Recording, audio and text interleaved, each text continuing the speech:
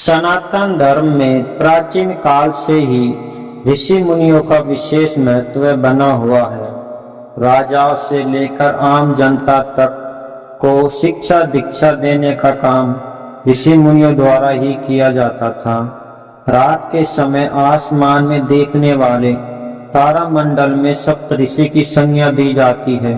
आइए जानते हैं यह सप्तऋषि कौन है और इनकी उत्पत्ति कैसे हुई। प्राचीन काल में 7 ऋषियों का एक समूह था जिसे सप्तऋषि कहा जाता था। वेदों में इन 7 ऋषियों को वैदिक धर्म का संरक्षक माना गया है। इन्हीं ऋषियों के नाम से कुल के नामों का भी पता लगाया जाता है। इन ऋषियों पर ब्रह्मांड में संतुलन बनाए रखने और मानव जाति को सही राह दिखाने की जिम्मेदारी है। माना जाता है कि सप्तऋषि आज भी अपने इन कार्यों में लगे हुए हैं। कैसे हुई सप्तऋषियों की उत्पत्ति? वेदों में वर्णित सप्तऋषियों के नाम बताए गए हैं जो इस प्रकार हैं: वशिष्ठ, विश्वामित्र, कश्यप, भारद्वाज, अत्रि, जमदग्नि, गौतम ऋषि। पौराणिक मान्यताओं के अनुसार सप्तऋषि की उत्पत्ति ब्रह्मा जी के मस्तिष्क से हुई है।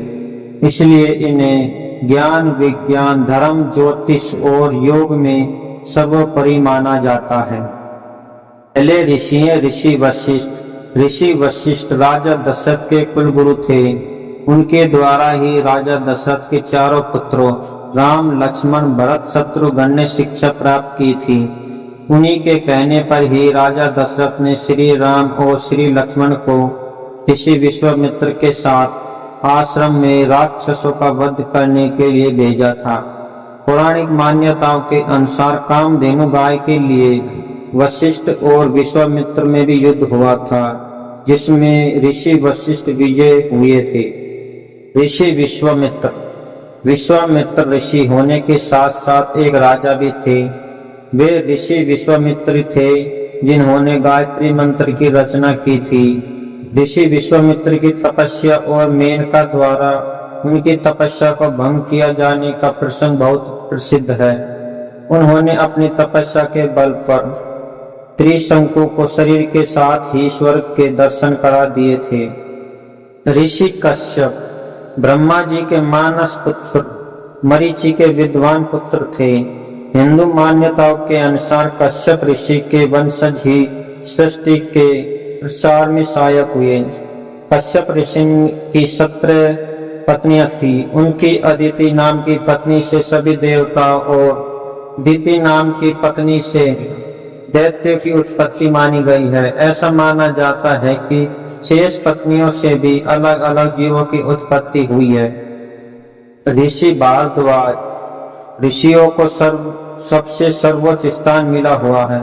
ऋषि भारद्वाज ने आयुर्वेद सहित कई ग्रंथों की रचना की थी। उनके पुत्र द्रोणाचार्य थे। ऋषि अत्रि ब्रह्मा जी के सतयुग के 10 पुत्रों में से एक माने जाते हैं। अनसुईया उनकी पत्नी थी। हमारे देश में कृषि विज्ञान के लिए ऋषि अत्रि का योगदान सबसे अहम माना जाता है। उन्हें प्राचीन भारत में बहुत बड़ा वैज्ञानिक भी माना जाता है। ऋषि जमदग्नि भगवान परशुराम ऋषि जमदग्नि के ही पुत्र थे। इनके आश्रम में इच्छित फलों को प्रदान करने वाली गाय थी, जिससे कार्तवीर्य छीनकर अपने साथ ले गया था। परशुराम जी को जब इस बात का पता चला तो वह कार्तवीर्य को मारकर कामधेनु गाय वापिस आश्रम में ले आए। ऋषि गौतम की पत्नी अहिल्या थी। इनके श्राप के कारण ही अहिल्या पत्थर बन गई थी। भगवान श्री राम की कृपा से अहिल्या ने पुनः अपना रूप प्राप्त किया था।